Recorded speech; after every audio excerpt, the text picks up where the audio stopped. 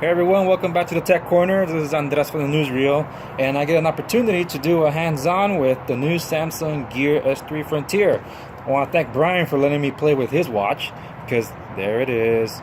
This is the Frontier. I haven't seen the Classic on hand, so I can't compare the sizes. I hear they're about the same, maybe, but I can tell you that it's definitely bigger than the Gear S2. The Gear S2, this is the Sport Edition. It's very similar in size to the Classic.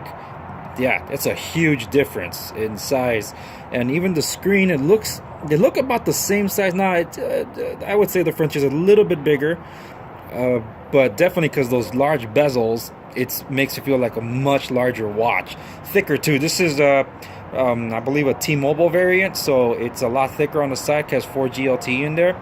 You can have a SIM card inside of it. You can forward calls if you want, and you can even use this as a standalone watch. You don't need your phone with it, which is pretty cool. But the best feature that I know about this watch, and that Brian's tried out, is Samsung Pay. Not just NFC, but also the magnetic strip thing. Yeah, it works on this. He can attest to that because he misses it on his Note 7, and it worked out here. So that's really awesome. But we learned also that MasterCard is still not supported by Samsung Pay, so it's a bit of disappointment. But the cool thing is that you don't need to have a Samsung phone to be able to use this, or one of the latest phones to use it, because Samsung Pay works with Android 4.0, 4.4 and above.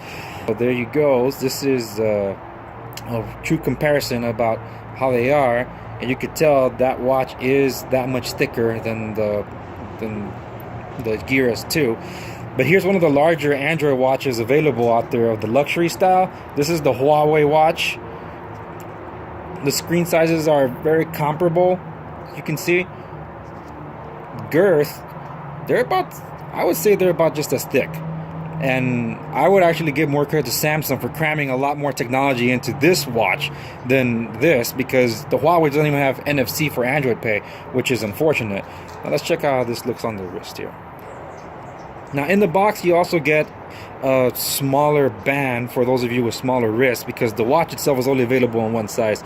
So there you go. When I first put it on, I'm like, well, that's a pretty large watch, but for someone with smaller wrists, those that I know, they actually find it very comfortable to wear. So that's pretty cool. This is a silicone rubber band.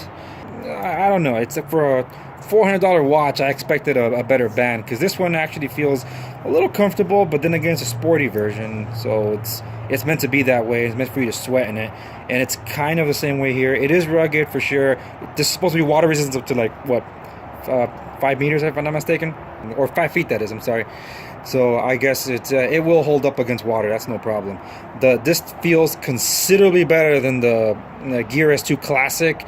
The Gear S2 Classic, even though it's supposed to be a metal frame, did feel plasticky. This one feels a lot more stout, better quality. Even the bezel feels really awesome. So this one does feel considerably better. But how does this actually look in broad daylight? So I'm going to go over to the sunlight and see what the screen looks like if I can read it. Alright, so that's an example of Pebble. That's the champion when it comes to being able to read your watch in broad or direct sunlight. So outdoor mode automatically activated on my S2 Sport as soon as I came outside. You can see it's pretty good for an AMOLED display, so you can see it in direct sunlight. And now this is wearing a tempered glass on it, so it might reflect a little more light, but if you can see it, I can read it in outdoor mode. I will mention though that maybe it's a tempered glass on the glass, but the S2, which I didn't put anything on it, not even a screen protector, it actually activated outdoor mode a lot faster than the Gear S3. So just an FYI. But anyway, yeah, you'll be able to read some of it in daylight, so I wouldn't be too concerned about it. It's considerably better than Android Wear when it comes to reading it outside, so that's pretty good. So there you go. It's already some messages for Brian to check out. Alright guys, that was a quick hands-on with the Gear S3 Frontier. I gotta check out the Classic because I'm looking to upgrade too. Let me know what you guys end up picking for the holidays, assuming you guys get some wearable tech. Alright, this is Andres for Newsreel signing out.